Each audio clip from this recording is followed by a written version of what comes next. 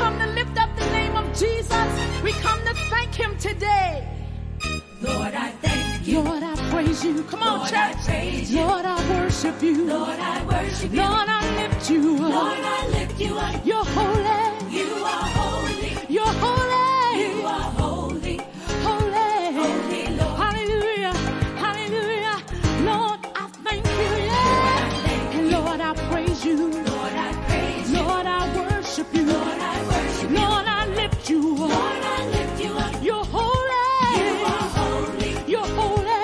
You are holy. So holy. Holy, Lord. Hallelujah.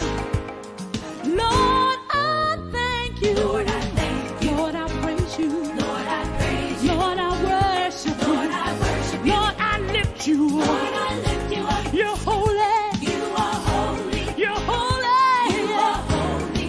Holy. Hallelujah. Holy is the Lord. Holy is the Our Lord. God, our God, who triumphs and reigns. Holy. Holy is the Lord. You are holy. You are holy. You are God. You are God. You are wonderful. You are wonderful. You are marvelous. You are marvelous. Lord, I thank you. Lord, I thank you. Lord, I praise you. Lord, I praise you. Lord, I worship you. Lord, I worship you. Lord, I lift you Lord, up. I lift you up. You're holy. You are holy. You're holy. You are Holy. Holy. Come on, church. Holy is the Lord. Holy is the Our Lord. God, who triumphs and reigns. He reigns forever. Holy is the Lord. Holy. You are holy. You are God. You are God. You are wonderful. You are wonderful. You are marvelous. You are marvelous. Lord, I thank you. Lord, I thank you. Lord, I praise you. Lord, I praise you. Lord, I worship you. Lord, I worship you. Lord, I lift you Lord, up. I lift you up. You're holy. You are holy. You're holy. You are holy. So holy. Holy, Lord. Hallelujah. Holy is the Lord. Holy is the Lord. Holy is Yeah. the Lord. Our God, Our God, our God, our God, our God. He triumphs and he reigns. Yeah. Holy is the Lord. You are holy, holy. and you are God, You are God. and you are wonderful, You are wonderful. and you are marvelous. You are marvelous. You are holy, holy. and you are God, yes. You are God. And you are wonderful, You are yeah. wonderful. And you're so marvelous, You are marvelous. and you are marvelous, You are holy. and you are holy. You are holy. You are God. You are God, yes. You are wonderful. You are wonderful. You are marvelous. You are marvelous. You're my healer. You're my healer. You're my healer. You're my healer. Lord, I love you. Lord, I love you. Lord, I love you. Lord, I love you. I'm gonna lift you high and high. I'm gonna lift you high. I'm gonna lift you high. You're the King, King, King, the King of Kings. Yes, you are. Lord of all, yeah. Lord of all, yeah. Lord, I love you. Lord, I praise you. Lord, I love you. Hey, hey, hey, hey, hey. Oh my God. Bravo, bravo, bravo to all of you tonight. All right, bravo to all of you. Welcome, welcome, welcome to Bravo with Sheila and co-host Dawn B in the house, and all these wonderful queens on this platform. We are excited about tonight. I'm getting a little feedback from someone. I don't know if it's a fan or it's the phone or something. It's something. Not sure what it is. But anyway, let's get into it.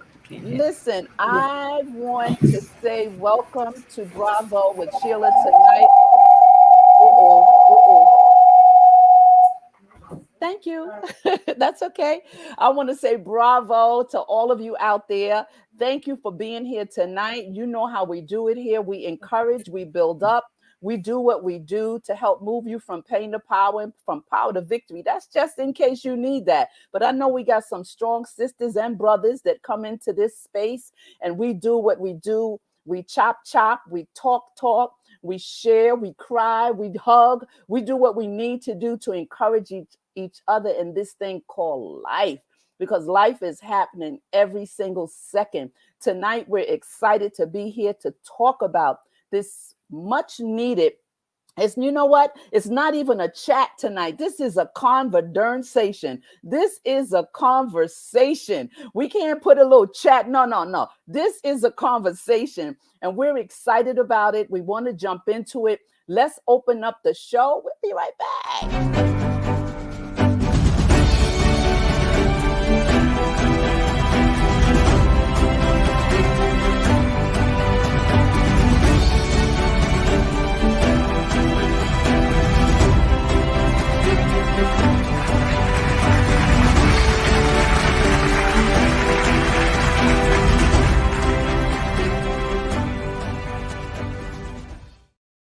Yes, yes, give yourself a bravo. If you have not given yourself a bravo, give yourself a bravo, whatever way you need to do it. If you got to touch your mind, your heart, your soul, just go ahead and give yourself a bravo just because. And guess what? You do not need permission. You do not need a crowd of people in the theater. You encourage yourself. You hear me? David encouraged himself. Encourage yourself and give yourself a bravo. Welcome, welcome, welcome, Elaine. It's so good to see you again. Pastor Rosa is in the house. Thank you so much for being here. And we got my girl, Mary. Mary's been on this platform a few times. So talented, comes with great perspective, doing her thing. So here we are tonight to share about colorism. Oh my goodness. And guess, and Dawn B, who you think is in the comments? Who do you think is in the comments? I'm just gonna give you one guess. I'm just gonna give you one. There she is. Take yourself off of mute. The official I'm gonna say a Bravette. nay. Yeah, the official Bravette. She is here. She is the official Bravette. We have a whole lot of other Bravettes, but Ine is the official Bravette. And so we thank her for being here. She's always with me. I just love this girl, this lady. Early 6 o'clock in the morning, she's on the line with me on the other channel, the SIM broadcast. I tell you.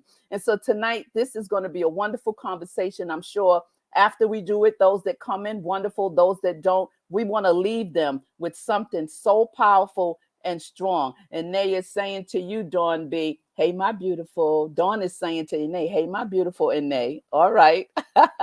And Nay is greeting everyone like she always does. And she's greeting Elaine and she's greeting Pastor Rosa. She is here. She is here. She knows Mary. Mary, you remember Ine, she's always here. And Mary has been on this platform many times. She has a lot to talk about. She's just a creative being. And so I want to open up and indulge me for a second as I set this up. And I'm setting it up this way and not in pieces because I don't want to stop the flow of the conversation. I don't want to stop the flow of the conversation. So let's just get into it. So I want to talk about colorism. As you see on the banner, tonight's topic is colorism, coping with family, home, work, life experiences, right? And whatever else we want to add to this platter, right? And I want you to be open and free to share whatever it is that's on your heart, because I think that each of you, I value you and I value what you say. I value what's inside of you. And I know that you have a soundness and a soberness to everything you share with people, right? And I wanted a versatile panel tonight. You know, we're all different ages. Like I said, a couple of other people that were millennials or whatever were supposed to be here. Let's see. I see someone down here in the bottom. Nope, she's not here yet. And so I wanted to have like this full conversation with people from different perspective and different ages, because in different eras we have dealt with so many different things, although it kind of has stayed the same, right? It pretty much has stayed the same. So let me just, I'm a note girl and I wrote some notes. Let me just share this, and while I'm reading this, right, I want you guys to kind of take some mental notes, because I want you to really respond to what I'm saying once I finish. So indulge me to open this up. So we're talking about colorism, and Alice Walker is the person most credited with first using the word colorism out loud and on print, in print. In her 1983 book, In Search of Our Mother's Gardens, Walker defined colorism as a prejudicial, and a preference treatment of the same race, people based solely on their color. Light skin preference had been common practice in the Black community for generations and generations. So Walker gave it a name. It was a time when I don't know if you can't even look in the dictionary. This word was not in the dictionary. um it's not just a Black thing, though. It's not just a Black thing. Colorism, is across the board. It's a society ill. That's what it is. I mean, it's across the board in different nationalities, different countries. It's still prevalent and it still goes on in many places. So I wanted to really talk about that, and I wanted to share that skin color matters because we are visual species, right? Skin color is a loaded signifier of identity and value. And in particular, the US, which we know because that's where we are. I've traveled many countries, many nations, and I have seen it everywhere. Where we have an extremely diverse population here in the US, race still matters, but color matters too. So a person's skin color is irrefutable, it's visual, right? It's impossible to hide our skin color. Whereas a race is constructed when we think about classification with those, those check the boxes, the governmental applications and things that come through the census and all these things: Black, white, Asian, Indian, African American. It's a plethora of things. They've left out the Latinos, but it's like so much. And that's the hidden part of colorism, right? The governmental piece where we just check a box. I could check anything. Who would know the difference, right?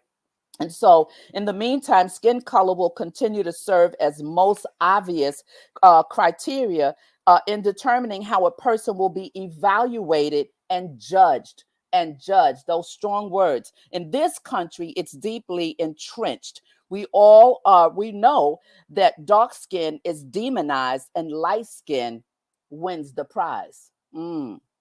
Several studies since 2006 have documented how darker skin is associated with, number one, longer prison sentences for the same crime, lower marital rates, lower wages for men and immigrants, lower, and lower perceived intelligence. This is like so crazy to me how this just is not changing, and how many of us and many of our people and other people of other nationalities that go through this has not been able to rise above the voices and rise above the stigma, right? And so we want to talk about this tonight, colorism, and then I want you to talk about the phenomenon of passing, that light-skinned girl sitting in the Bahamas tanning, that person that's bleaching her skin in Africa, because the bleaching business is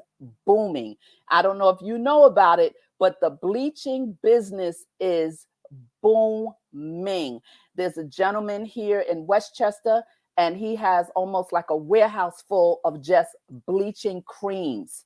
And he's booming financially because that's how popular it is. Yeah, the passing situation, the transracial thing, light skinned people tanning their skin, modifying hair, right? Choosing to wear certain fashion, uh, just all of these different things, Black, indigenous, people of color, racial identity. The act of passing has historical roots during Jim Crow, when blacks passed as white to obtain benefits. Now, this here is what a lot of our people talked about most recently. The activist Rachel Dolezal and Jessica Krug, and the activist Rachel Dolezal, who both assumed identities of blackness only later to be outed. So this colorism thing is a major, major situation, and it deserves a conversation, not a chat. We have to really, I want your perspective.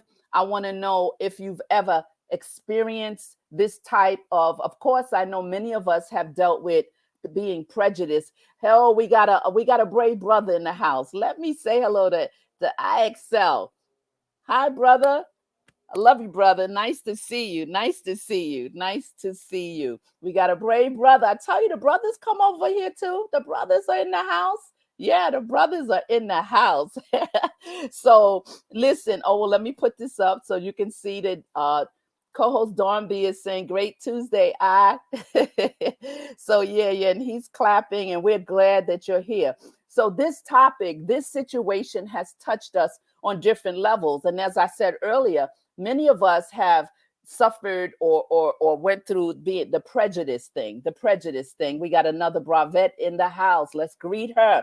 M. Mills, I'm so glad, my sister, to see you. Thank you for being here. Thank you for being here. And so we know the difference between colorism and racism, right? And we know, as I said earlier, the word colorism didn't exist until Alice Walker wrote that book and began to talk about publicly and in print about what we do to each other. Now, as you see in the banner, I added the colorism that goes on inside of your home, right? Because many, and I have some friends who have gone through this in their own home, in their own domain, right? In their casa, in their home, where some of the kids were light and some of the kids came out dark. And then the separation happened because of what? The influence that came from the outside, the insecurities, the low self-esteem, the not feeling worthy, the cowering down when you're going to a corporate interview, when you go to get an interview and people don't really know what's in your head, and you're sitting and there are other women or men sitting in the room, and there's three light-skinned brothers or sisters on the left and you two dark-skinned on the right. Already in your mind, because of history, you're thinking, oh boy, here we go. Now, it doesn't happen always, but it happens a lot. So, co-host, I'm going to let our guests go first, and I'm going to we'll swing back around, and I want to open it up. Anybody can start. I'm not, structuring this, but I do want you to really share your experience about what I said about the passing thing. Passing, people pass for white. They use that card to get a particular position or benefits, and across the board, this is like, we know this is in other countries, other nations. Because somebody please just get into this. Who would like to jump in? Good evening, everyone. I think I'm going to jump in this one first. Okay, Mary. Can everyone hear me well? Yep, you're good. Okay. Being from New York, you experience colorism on one side, but now I live in Texas, and not just I don't live in Houston, I don't live in Fort Worth, I live in San Antonio, Texas. So there's a large African American population here, but there's also a large Hispanic population here. So not only am I dealing with colorism from my people, I'm also dealing with colorism from the Mexican side, the Hispanic side, Mm-hmm. where um, you'll have someone with a white last name, but if they're married to a Mexican man, they'll take on the persona of being Mexican, because here in San Antonio, if you're Hispanic, you get more as Mm. opposed to if you is black or white. So I have white coworkers who have Hispanic last names, and you would swear that they were Hispanic because that's the identity that they've taken on. So you're fighting mentally with Mm-hmm. saying, okay, it was bad enough. It was bad enough when and I'm not politically, so if I'm saying the wrong thing, white, African American, black, Hispanic, Mexican, just tell me, because that's me. Um, but when you have a certain level of people telling you you can only hit here, and then you have another level where you've reached that level, but then you have another level that's like, oh no, you're just a step below them. Mm. So you have a double layer of colorism in this place, and sometimes I work in the public school system, and it's just a gathering of four sisters that are open to talk about anything in the safety of one room. And I'm saying to myself, why are there only four of us in here when I know there are at least six who Mm-hmm. work within the school? But we don't talk about this. Wow. Yeah, that goes back to what how when I opened up talking about how we use the benefit card based on what's connected to a particular race. And you just explained that totally because you're living it daily, right? So, like I said, the race thing and the colorism, although it intertwines, they're two different lanes, right? And to see that and not be able to voice it, right, for whatever reason. And like you said, many people are marrying certain races just so they can get, and so this colorism thing, that's the surface part, but that internal piece, the emotional piece has to be talked about as well. Somebody else want to add to or not add to what Mary said, your own view and what I said when I opened up the show. Um, Good evening, ladies. So, I have never personally experienced colorism, but I also was raised by a woman who didn't tolerate that in her home. Hmm. So we could never say, and I think we're all guilty, when you're, oh, so and so, the little dark skinned girl that lives down the street, or the little light skinned girl, or as some of our people say, the real bright girl, which drives me nuts. Because to me, when you say bright, you're talking about intelligence, not whether they're light skinned, dark skinned, brown skinned. And I think that depending on where you live is probably worse than other parts. I do Hmm. have relatives that live in Texas. They're guilty for saying things like that the bright girl, or the bright boy. He's real light. And I always say in my spirit, what does that have? How else can you describe him without saying that? Hmm. Um, I I know we are all guilty at some point. Even if we didn't say it, we probably thought it. But it's never been, and I grew up in, I want to say, a predominantly white town. So there was no color, plenty of racism, but not a lot of colorism because they were prejudiced because you're black. They could care what shade you are. But I think Right. I think that the colorism goes nowadays more in our own communities. And that's what it I think, is. yeah, I think we do it more than our Mm-hmm. counterparts. Yeah, that's so true. That is absolutely correct. That within the culture, we have done this. We have taken part in this. I don't remember. I wish I would have dug up the clip with Spike Lee's movie. I don't remember the name, but it was so many different reviews about this particular movie. The light skinned girls, the dark skinned girls. I even know someone who even went to audition, and they too had this whole color thing that nope, you're not light enough, oh, you're not dark enough, oh, you're not brown enough. And that is very, it can wound your spirit. The colorism thing within our community, I remember being in North Carolina and being from New York. You know, a lot of times North Kakalaki people don't really care for Northerners, right? They think we're slick. They think we up to something. I don't know. And a lot of New Yorkers are slick, right? But not across the board. And I remember when I first moved there, and they were saying certain things to me about how my hair was curly, which in my home, I never knew the difference between light skin, dark skin, right? Like you're talking about, Elaine. It was never a conversation. We loved everyone, every nationality. We had Puerto Rican neighbors, we had Jamaican people, you know. So the colorism in the family, sometimes it starts in the family to really teach the children, you know, to be proud of who they are, as well as not letting sisters and brothers pit against each other. We know this goes back as far as Jim Crow. We know the light skinned ones was in the house. We know a lot of people got darker than what they really were because they were in the field, right? We know so many things happened back then, but it has spilled over. Let's see what Red Lipstick Vibe is saying. This is Red Lipstick Vibe has an incredible channel. You guys, I always tell you guys to go and subscribe.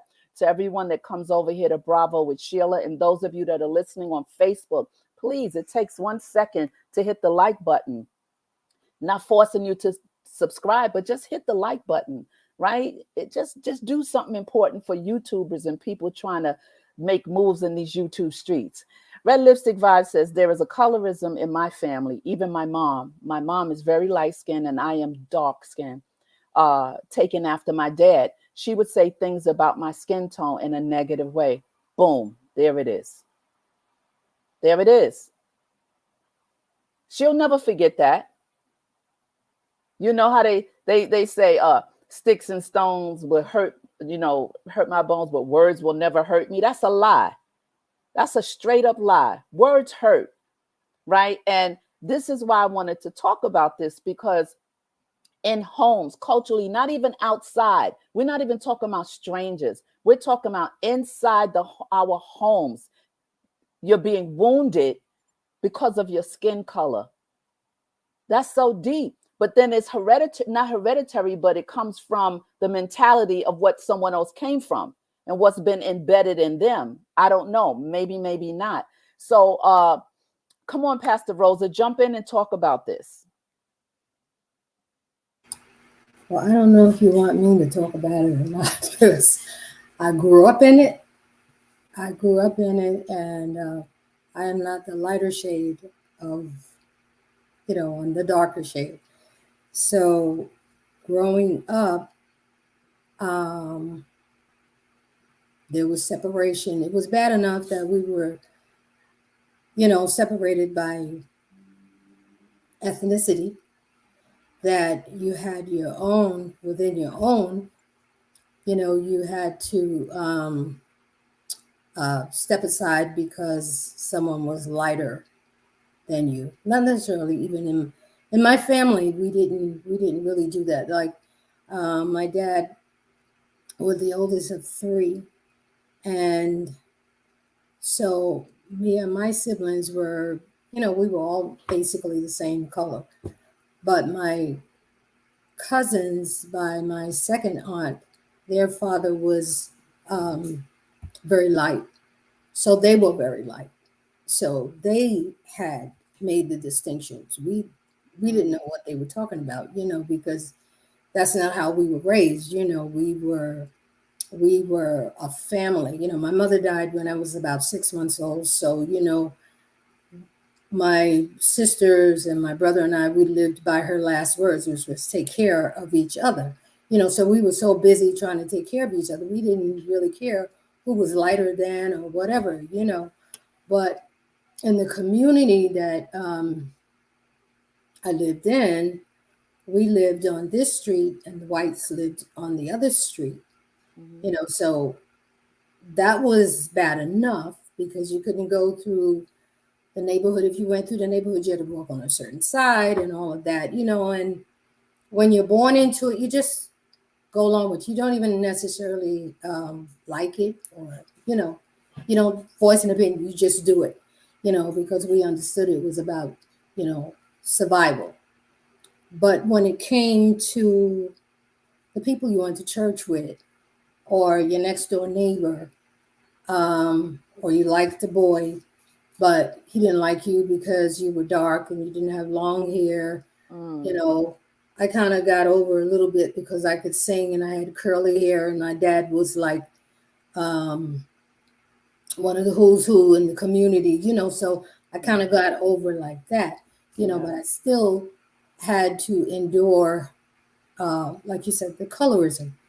I um, I wasn't light enough. I wasn't thin enough. I wasn't tall enough. My hair wasn't long enough. And you grow up with all of that foolishness, and um, it really hurts, and it's Mhm. hard to get away from that because you internalize that because this is your own. This is your own saying to you, you're not good enough, and I mean, and in the long run, when you come around to it, and you see the young man that you liked, and he married this other girl because she was light skinned and she had long hair, come Mhm. from a prominent family, and all of that. Listen, you had kids just like I had kids. You know what I'm saying? It all ends up to be the same thing. We had kids. You end up to be a chauffeur. You end up doing the laundry and all. So all of that doesn't even make any difference. You doing the light skinned girl doing the same thing as the black Right. dark girl is doing. The, Right. the the same thing. it, Yeah. it does hurt in the family, though. It does Mhm. hurt in the family, and I think subconsciously, um, we called ourselves black in a negative way Mm. because we heard it. We heard it. And um, I mean, to me, it's just ignorance, just Mhm. plain ignorance. We adapt to what someone told us we were. i Yeah. i always I knew who I was, that Mhm. and I'm grateful to God for that. I never looked at my color like I didn't like my color. I wanted to be taller, but I never thought about being a different color. I love my Yeah. you know Yeah. and I just didn't identify Yeah. with what somebody else said that I was based on my color. Yeah. I just Yes. and I feel for it. It still hurts even to this day. It still bothers me. It's a sting. It's a Yeah, little sting, right? change location, Yeah. and but you brought that sickness with you. You brought that depression with you. You brought that low self-esteem with you. You Yeah. brought that feeling of I'm not good enough with you. And even when you go on a job, because that's the way you heard in the early times of your life, Yes. oh, well, I'm not going to get the job, because I'm not good enough, or I'm not Right. this, or whatever. Yeah. But it's a sad thing. It It really is. is a sad thing. It is it's it's conditioning. Many people, it's the conditioning and hearing things over and over and over, that conditions you and conditions your mind and put you. I mean, I remember uh someone saying, "You're Sheila, you're not really black." I was like, "What?" And when the first time I heard it, I was like, "What are you talking about? You're a mulatto." So wait a minute. I'm a mulatto, so what are you? Because we all come from a line of what we know where we came from, right?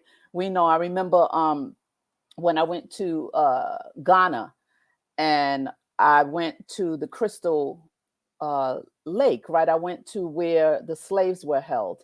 I went to where women were put in grounds. They had square body type.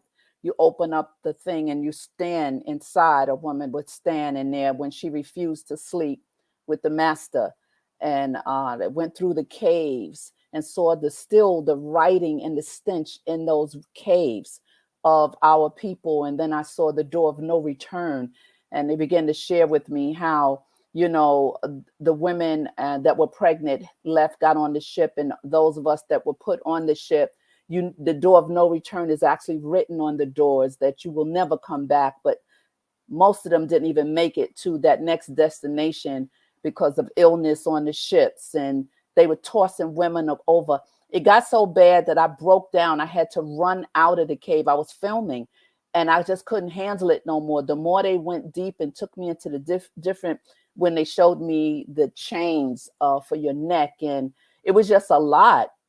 And then they began to share, the people actually in Ghana started to tell me the prejudice uh, against each other in Ghana, the light skin and the dark skin. And I mean, I just could not believe it. And the same story I heard when I went to South Africa about the light skinned fair people. Oh my God, they have these particular names. I wish I remembered the names that they call each other to identify. Now, here they all was a part of apartheid. They all was a part of this whole craziness. But yet, even the separation and division within the people in these other countries. And when I was in North Carolina and they were saying, like, you're not black, Sheila, I said, what are you talking about? First of all, you just, what you put, I said, I put water and conditioner on my hair. See, that proves it. And I'm listening to the ignorance and the mentality of folks that just have been held bondage and captive in their own mind. And they said, well, you could tell that you have white blood in you and you're a mulatto. I mean, just now, I'm already built up and strong. I know who can't really say much to me for me to doubt anything about me. But what about the person who's not as strong as me, or who not as strong in their emotions at the time they hear that, or who has some issues back home surrounding this topic, and it just breaks you down.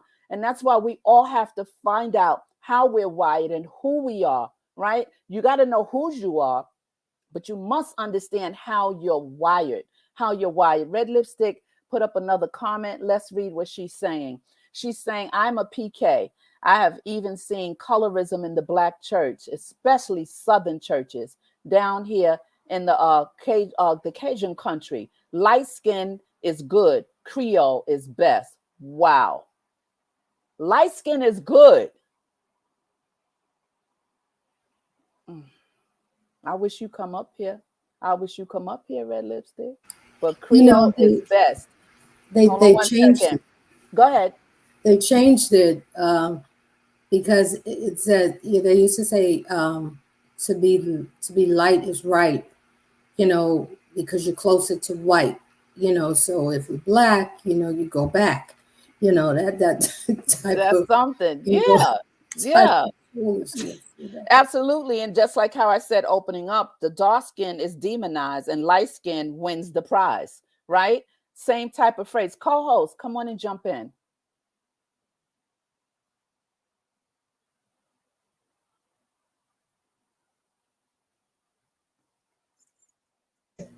I'm Okay. pushing every button but the right button. It's So okay. yeah. So much good conversation has been had, even from, you opening.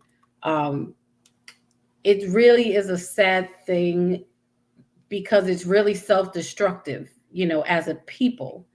And we are the ones who continue to carry on these lines of division. It's one thing that we've been picked up and it's instilled and we pass it down, but there comes a point where we have to break from the mentalities that have been instilled. We don't have to continue to pass down, the issue and the division, that goes back from slavery days. Like you said, Spike Lee's movie School Days. We watched that. It was very impactful, and I was in college, I think, at the time. And I bought the book. I read the whole book because in the book he outlined, and then I believe he even did a documentary. We watched that too, explaining, like you said, how even with the auditions, the light skinned people, the wannabes versus jigaboos, he had them in like the luxury hotels versus, Motel 6 down the street. They weren't allowed to eat in the same places, different times, because he really wanted to capture the authentic feeling that people go through of the divisions within our culture, Right. you know. Um, and it is, like you said, about colorism being a preference within the same race, and signifies of identity and value. We have to get rid of this crabs in a barrel mentality and stop tearing each other down. You're not better, we're just different. We're just different. I didn't necessarily experience it. Like Elaine and I joke around. We have a inside joke I'm about to tell y'all. I always tell her she's nougat. We get into this thing about color. Like the Milky Way on the inside when you get to the not the caramel part, but she's a nougat part. And we fight and we argue. That's why I'm telling Elaine. I'm putting it out there. I usually start the fight. I do. And she'll be like, "We are the same color. We are the same shade." And I'm like, "No, we're not." And she's like, "We are." She said, "You just think that you're darker than I am." I'm like, "I am." So we go through this back and forth. For me, I will pick up color like in the summertime, but in the winter, I become really pale. And Right. it's like all the color accumulated, and I'm feeling all special in the wintertime. Now here I'm back to high yellow, and I'm like, not feeling so great. But it's just funny. I mean, and love is love. I can only we can do that with each other because it's us. Right. And I don't even remember what makes us what caused us to have this conversation. But you know, we have to stop. It's just funny how we've taken the outside things that divide us and brought them inside our culture to further divide us because everybody's wanting to one up the other and Mm-hmm. not realizing that again, you are internally being self-destructive to your culture. And there's just we have to find our differences and accept them. Again, for those who don't know, Pastor Rosa is actually she's my mom, and I know that this is she physically gave birth. I'm the last of her four, and my oldest brother is darker than the rest of us. When I was born, I had no color. She was in a room with an Italian lady, true story, and I had a blonde bang, and they were gonna give me to the Italian lady because my mother is darker, and they were like, Miss Brathwaite, that's not your baby, and she's like, that is my baby, Wow. just to show that, like the distinctions, even then, you know, um, growing up, I thought her skin was beautiful and amazing. I was fascinated by the richness of it because she's like an olive tone. And when she would come to school, people would always say, are you mixed? And I'm like, what is that? What is mixed? Right. Because they see my mom and she has this pretty curly, wavy, natural hair, and her, skin tone is olive. And here I am, half whatever, half brown, half not, depending on which side I'm on, you know. Um, Yeah. and they would think I was like your mom Dominican or whatever. And I'm like, no, my mom is mom. Like she's black, she's African American. But I'm like, is it gonna make me better if she is, Right. or like what differences does that make? And I Right. think we keep putting this emphasis on a shade because someone else Yeah. puts that emphasis on there, and we as a people have to understand we are a melting pot, a rainbow within our culture. Right. Right. We just different shades of the same color, and it's all beautiful together. So we could get that. We're going to continue to Yeah. implode. Yeah, I think that a lot of it has to do with personal experience as well, right? Personal experience predicts how we perform in crowds and in our social life and in groups. So, although we may be a group of friends or whatever, we all still have experienced different experiences, whether it be going for a job or standing in a store and you're overlooked and you're standing there, but other people are standing there that don't look like you, or they're lighter or darker than you, and they're overlooked. It's a personal, you can take a hit, like shots fired when stuff like that happen, Yeah. right? When you're standing there. And so if you're not able to push that off and have skin like a duck where that thing rolls off of you, you begin to carry. So imagine carrying layer upon layer upon layer in your life of rudeness that has been done to you. I was told, people say, oh, you yellow, you high yellow. I said, I'm not yellow, I'm gold. Or and then so I'm not yellow. What's high yellow? And they be like, yeah, you light. My kids, they laugh all the time, especially my youngest are mine. You light skin. I said, what's light skin? You. I said, no, I'm not. I said, I'm not light skinned. I got tone like a gold tone. So they laughed at me. And so, going through that, hearing that, I didn't know what that was growing up in New York until I knew our people were like that. But it wasn't until I moved to North Carolina and saw how prominent it was and how that's still that Jim Crow type fight, crabs in the basket. And this is not across the board in North Carolina, but a lot of it is still the mentality. And so when Mhm. people talk about skin like, yeah, you high yellow. What's high yellow? Then somebody told me, yeah, red bone. I said, what do you mean red bone? Like, so now I'm all these different shades and all these different colors. So what does that mean? Like, what does that mean? Even to the point that I had to have a compassion for some girls, and especially in school, that have experienced darker skinned women, and they share their stories with me. It breaks my heart. Like, they say, you could walk in there and they would give you such and such. I'm like, what are you talking about? But it's their experience that they've been overlooked, they've been kicked to the curb because of their color. Even like I said earlier, the several studies since 2006 have documented how darker skin is associated with longer prison sentences for the same crime. It's crazy. Look, we could park right there. I'm telling you, that is absolutely insane. Lower marital rates. We're talking about dark skin, right? Wages for men and immigrants. And this one here gets me. And lower perceived intelligence. So if you dark skin, that proves that you have a lower intelligence level than somebody light skin. Yep.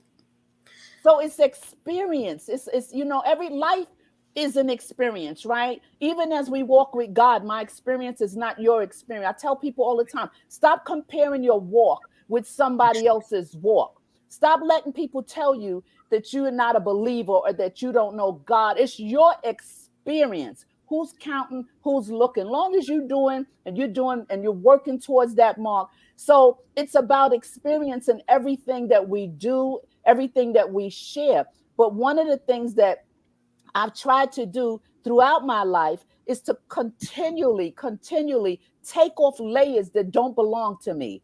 Just Amen. take them layers off, Sheila. That Say does not belong. You picked that it. up along the way, and it does not belong to you. It does not identify you. What happened to me 20 years ago? I don't live in that address anymore. Somebody else occupies that space, right? So you got to get free from so many things, including colorism. Let's see what IXL is saying. He put a comment. Let me put his comment up. He says, it's amazing. This happens globally. Yes, sir. Yes, globally. Mary, you wanted to say something? I wanted to say that this isn't something that is going to go away, because I have young girls. I work in a middle school, and my young girls who is dark don't understand and don't believe that they are intelligent. They Mm, don't believe that they're smart. And I teach science and math, and these girls do not believe that they can grasp the understanding of these subjects. They don't. And no matter what I tell them, I can only share so much, but no matter how I explain it to them, no matter what I tell them, at the end of the day, they have to go back mm, into their home, into their neighborhood. And that's what they see. They mm. don't see that they can become something more Wow. than what they think. They don't see it. Environmental impact. Environmental impact and learned behavior.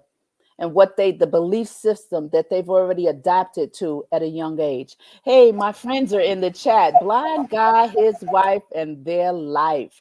Again, you guys got to go to these channels and hit that like button and subscribe.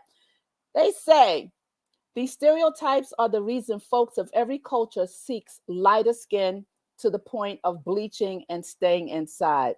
Yep, we opened up talking about the bleaching. You are absolutely correct, and how it's a booming business selling these products to bleach. Let me get lighter. Let me get lighter. Because of the stigma that is so powerful, and that's so true. And just the fact, my heart goes out to these young girls that you're talking about, because at an age that they are now, even my youngest granddaughter, well, yeah, my youngest granddaughter, who's very dark, very dark. When she was in, I think she might have been four, 4 or 5, and came home, and she's already introverted, and made a comment about what they said about her color in her class. So she didn't want to be dark. So I don't want to be dark. 5. She had to be 4 or 5. This is crazy. So I had to talk to her. We had to like take that layer off. Nope. Nope. And to this day, every time I see her, she's still kind of introvert. I call her Baby Eden, right? Even though she she's not the youngest, but she's the youngest granddaughter. I call her Baby Eden, and the family's telling me, okay, enough is enough with the Baby Eden. She's 12, but she's still Baby Eden to me. So I told her the other day, everyone's telling me that you're almost a teenager and I have to stop calling you Baby Eden. I'm asking you, do I have to stop calling you Baby Eden? Mind you, I named her Eden. She was like, no, you don't, Grandma. I'm like, thank you. So I play with her on different things because I know how she's been wounded with this color thing, right? And I say, you're beautiful. And she's so beautiful. And so we have to be mindful of our children and our friends and people that don't even want to talk about this. Like Mother Rosa was talking about how she said, oh my God, this topic, what she saw, what she went through, crossing the street because I was going to say the vanilla people, but the people was on the left side and she was on the right side, right? No pun intended. But, well, was that an insult? If it was, No. let me take it back. Let me take it back out the universe. I'm sorry. I'm sorry. I'm sorry. But we know what I'm talking about, right? We know because I have a lot of people who are of different persuasion and different cultures and everything. But tonight we're dealing with this because this is tearing us apart internally. Somebody has their mic ready to say Oh, something. Mother Rosa. oh, I'm sorry. I wanted to say that um, it's a seed that's planted. Unfortunately, like from the womb, you might as well say, especially if you're born in the South.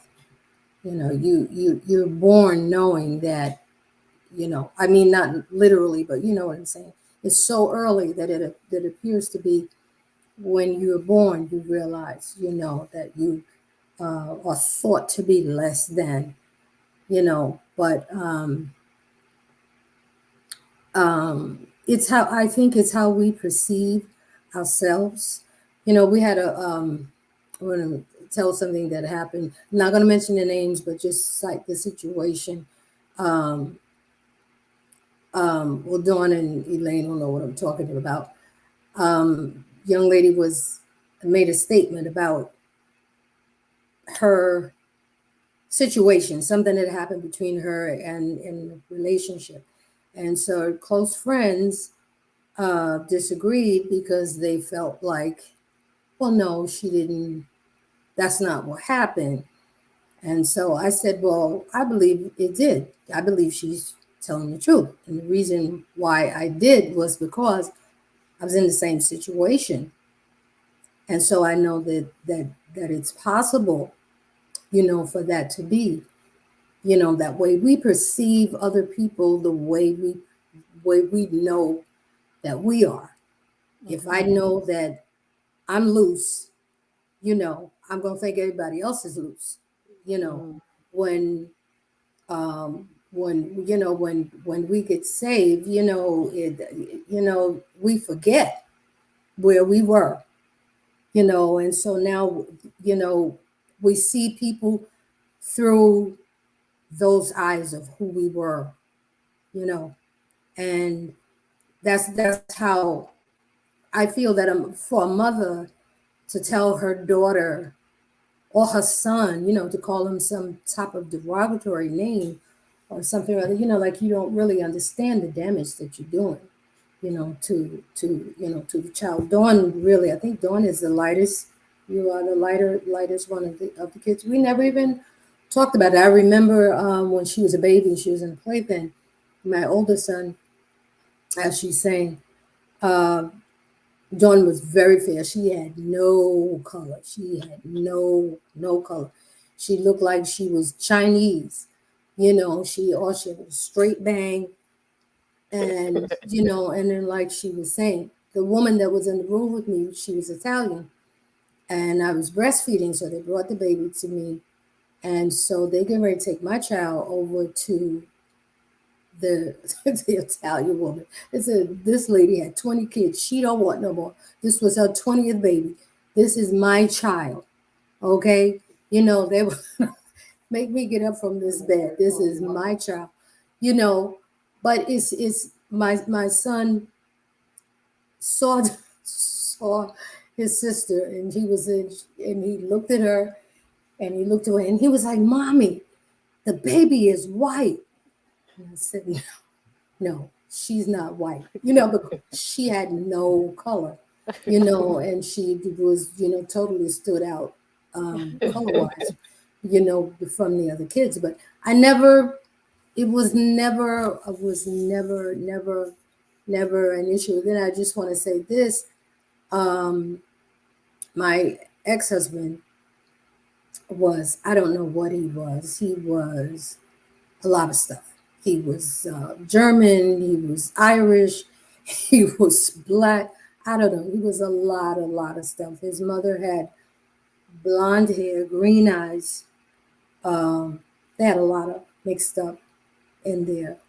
Yeah. And um, at one point, when he was first trying to talk to me, talking about a seed that's planted early, I couldn't imagine why this person would want to talk to me, because he was whatever it was he was, lighter, in that. Mm-hmm. And it's hard to get that type of thinking out of your mind if that seed has been planted at an early age. I love, when I said on one of the other shows, I love how the mentality of our young people, specifically in talking about, they talk about the N word, and when we heard it, it was derogatory towards us as a color or whatever. But the kids today, they use it for camaraderie, you know, Mm-hmm. and I think that's absolute genius, because it's not a bad thing. It's a good thing. And if we could honestly, like Dawn said, something has to be done, about it. We can only, it's going to take each one of us, one person at a time, Yeah. looking into your own heart, because we all have biases. We all Yeah. have biases, and we have to deal with them, and look at it, Mm-hmm. as for why I didn't like whites for a long time, because they didn't like me, and I was angry, and but when I looked at myself for who I am, and Mm-hmm. then going to school, um, the in the three master's programs that I was in, each one instilled, when you look at yourself, that's how you will learn how to respect other people. When you look Yeah. at your own culture, when you look at your own issues, you'll Yeah. be able to look at another person respectfully and look at them differently. And that is true. That is true. So that we have to work on ourselves. I'm not going to live my life hating someone because they're ignorant. Right. You know, I'm not going to do that. And everybody may not feel like that, but you do more injury to yourself, and then you feed that to your kids. Which was Right. like what you were saying with your granddaughter.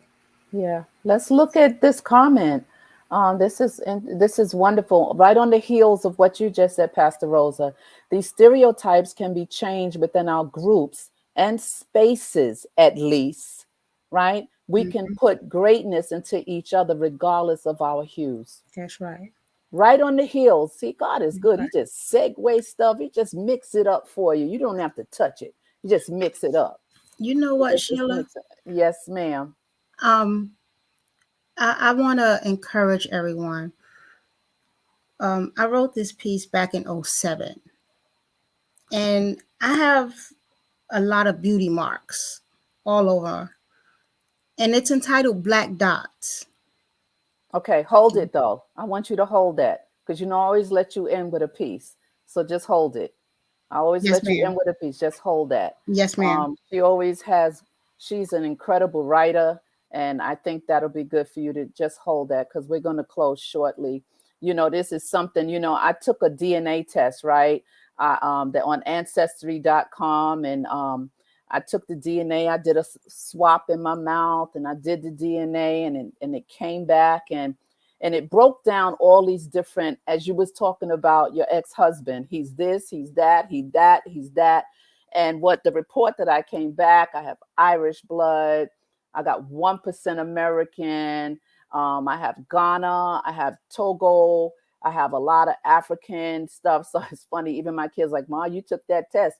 It's St. Patrick's Day. You're not going down there with them people, your people, for the parade. I said, y'all better leave me alone. And so the DNA came back. And once it comes back, it drops into this thing called Get Match. And Get Match opens up a world of 8 generations down the line, 10 generations.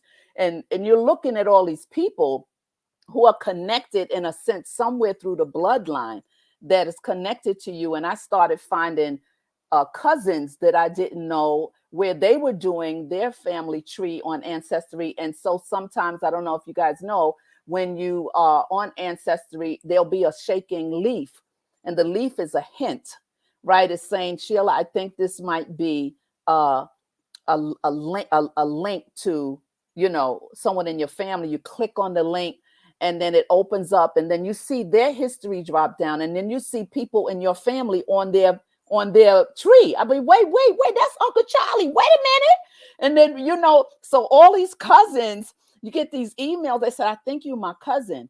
And I sent a few. I said, I think I'm related to you. They said, well, who is your grandmother? Well, where were they from? I'll say, oh, Rockingham, North Carolina, mine too. And then I'll ask my cousin who knows all the history. Say, oh, that's your cousin, Sheila. I said, well, when was somebody going to tell me? Right. So all of this wealth of information comes with people that you don't know that are related to you. And while I'm on Ancestry and I'm clicking and clicking, and when we were younger, my brother, my sister, and myself would have to go to my grandmother's house every Monday after school, where my aunts and uncles would be playing bid whist and pinochle and slamming the table and I got you and all that stuff. And it was a family thing. And it was about my mom that we couldn't really identify who her dad was, right? Because when my grandmother left the South, she brought all her kids with her midwife.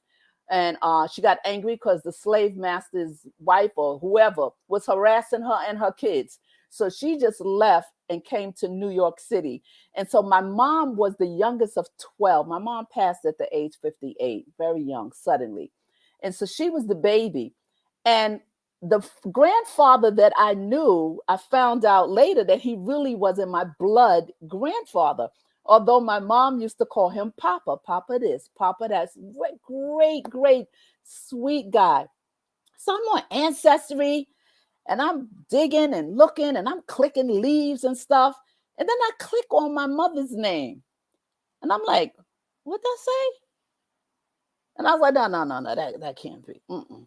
I go back. I said, I made a mistake. Something's wrong. And it said maternal father, and this is your maternal grandfather. I was like, an Italian man, Guttacini family. I'm like, wait a minute. So wait a minute. Who is this person? So I call my daughters. They said, we want proof. I said, here's the secret they was keeping from us when we were little, because they would be speaking that language while they're playing cards, but we was like, what are they saying?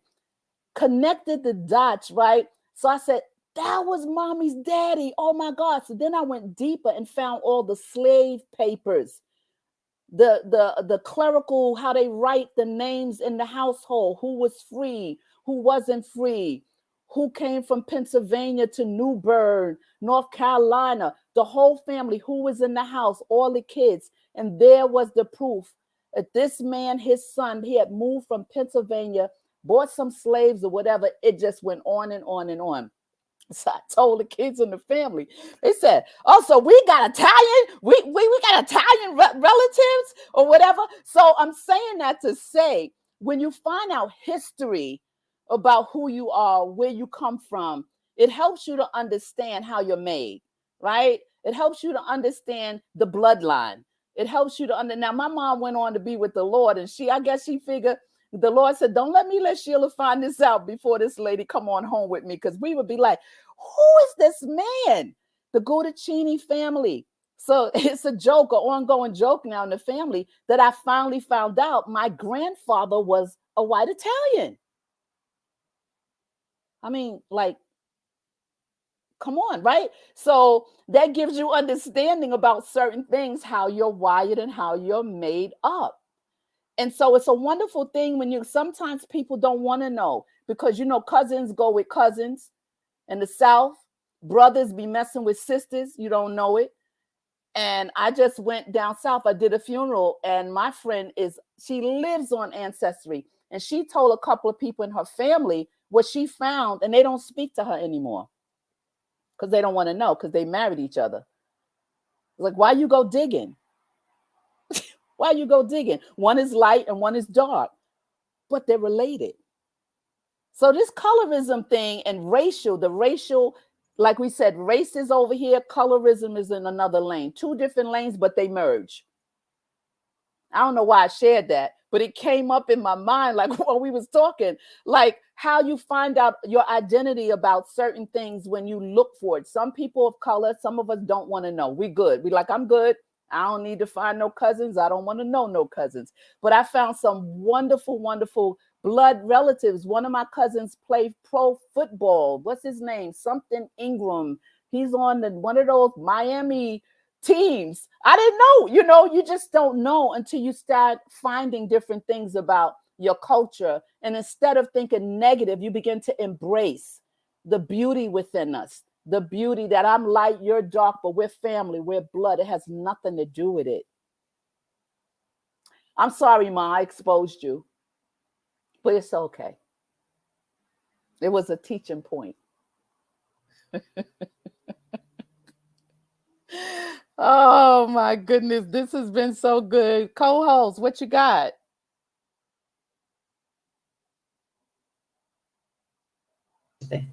Um, we gonna get it together over here. You did your volume up? Okay.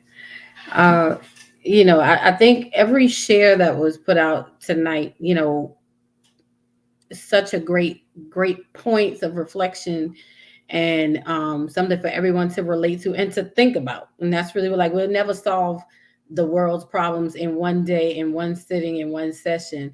But if everybody walks away with something to think about and to consider, that's the beginning, of the solution. And I thought about, as you mentioned in the opening, about the bleaching and the tanning, and from that perspective, all I can really say is I thought about the scripture in Philippians 4:11. We all pretty much church girls. Just learning to be content no matter whatever state you're in, because you have to be happy with you today and not comparing with someone else. Someone else is trying to get to where you are, that dissatisfied place that you are at. Someone's wishing they had that darker skin color. Someone else is wishing they had that lighter skin color. Someone else is wishing they had that short hair. Someone else they had that long hair. Somebody else wants to gain weight. I want to lose weight. It's whatever it is. We got to learn to be content where we are. And when we get there, and when we teach our children constantly, and even adults, when we reinforce to each other that you are okay where you at. Yes. Confirm and affirm the beauty in each other where we are at, and let each other know. My mother never taught me to compare myself to anybody else. And I didn't have to do that. And I didn't have to build myself up. I didn't have to tear somebody else down in order to build myself up. And that's what we have to stop doing. There is no better or worse. We are all equally beautiful. We are equally amazing. We are equally phenomenal. And we just have to embrace where we are. Be content, and let's be the multi rainbow that God made us to be. That's what I say. Bravo. That's good right there. That's good. Bravo, bravo, bravo. That's good right there. And you know what, you guys, I forgot to mention it again. If you haven't given yourself a bravo today, go ahead and give yourself a bravo just because, and you don't need permission. Touch your heart, your mind, your soul, and just encourage yourself. Elaine, what you got for us? I don't have much. I think Dawn just about covered it all. I mean, it's amazing to me in this day and time that we're still doing this. That we are still, I mean, we're still doing so many other things worldwide. Um, but I think, like Dawn said, one person at a time. I wasn't raised that way, even though, and then we passed it on to the children in our family. Nobody was raised that way. Um, Although I do, last year when my grandmother was still alive, my this time of the year, Thanksgiving, we were all at her house and my cousin walked in and we were all wearing masks for her safety. And she leaned over and she whispered to me, she said, "Who's that white man?" I said, "That is your grandson."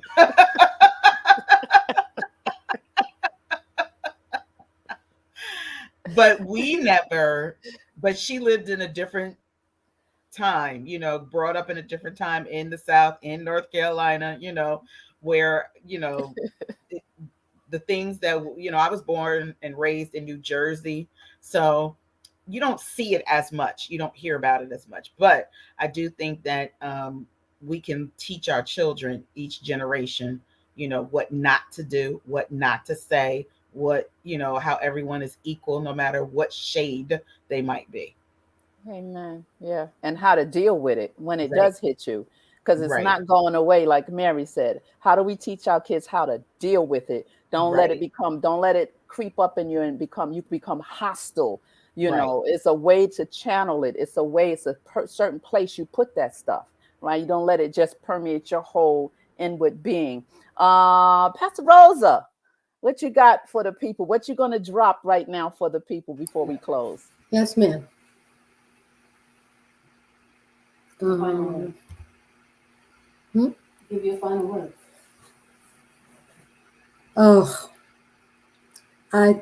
my final words, honestly, is I thank God for Jesus, because even as a child and going through that, if it was not for Him in my life and keeping me, I don't know. I think I would have been out of my mind, because that's one of my pet peeves. One of my pet peeves is, um, someone calling you out of your name, or um, hurting, you know, somebody. I just try to check myself at all times, check my heart at all times and measure myself by Him. And, as Dawn said, I've learned that in whatever situation that I'm in, to be content in Him, and that's it. That's awesome. That's awesome. That's good. So, everyone on Facebook and YouTube, I really thank you for being here. All you wonderful bravettes and brave brothers that popped over tonight. Thank you so much for your presence. I appreciate you being here. You could be doing anything else. You could have been on somebody else's platform, but I give you my love. Thank you so very much. And before we close, we're going to let Mary do her piece. I think I heard this piece before, Dots, on one of the other platforms that she was here with me doing, one of the other shows. And so I'm going to allow her to read her piece right now. Mary? Mhm. Black dots here, black dots there, black dots everywhere. Some people would rather not have any. If you see a black dot, don't despise it. Look upon it with beauty. Black dots on my hands, black dots on my feet, black dots everywhere my eyes meet. I was told that these black dots define who I am, but I tell you, I have become what they are, a black dot. A black dot in society, a black dot in the family, a black dot in religion. I will not accept what society has said about my face, my hips, my breasts, my race. I will not accept what family has said about my mind, my mother, my attitude, or my father. I will not accept what religion has said about my upbringing, my gender, or my neighborhood. I will be that black dot on the hands of society. I will be that black dot on the feet of my family. I will be that black dot in the eye of religion. When you look upon me with beauty and grace, because just like my own black dots, I too refuse to go away. Mm. Yes, ma'am. Yes, ma'am. I tell you, this lady got some pieces. I mean, she goes in and they're beautiful. Mary, I thank you so much. Elaine Edwards, you know, you part of the Bravo team up on this stage. You know, you just part of the fixture. And Mother Rosa, nobody could bump you off the stage. It's your stage. Yes, yes, yes. No matter what your daughter say in that other room. So all of you remember, it's not how you start, it's how you finish. And also remember, when nothing changes, nothing changes. It's that simple. It's not deep. When nothing changes, nothing changes. Let me put this up. Ladies, don't move.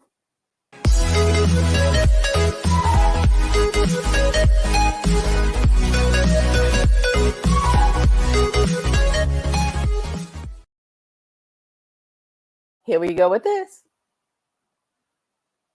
Come on.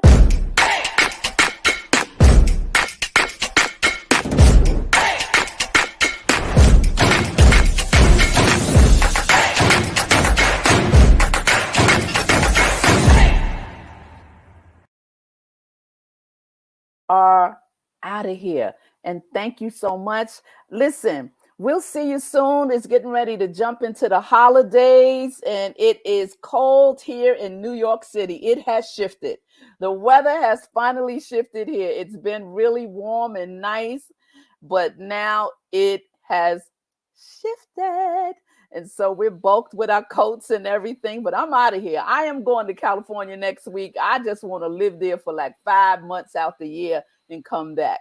My brother asked me today, sis, that's your ad. You got an address over there, right? Because I mean, you just constantly over there. I love the weather, but I want you guys to stay warm. Those of you in the East Coast, Mary, I ain't saying nothing to you because you in Texas. It's Like, cold in Texas, girl. We have a cold front. It was 40 degrees. I'm really? like, Well, wait a Cold in minute. North Carolina too. It only got up to 42 today. oh, okay. Well, God is doing something. He's trying to send us a memo. I guess we He better made me pay put the heat attention. on. That's what he told me to do. Yeah, I know New York cold is different. Stop playing with it. For real. Exactly. I'm waiting. Next week we'll be Exactly. back in our 60s and our 70s, and I'll be fine. All right, guys, let's play this outro.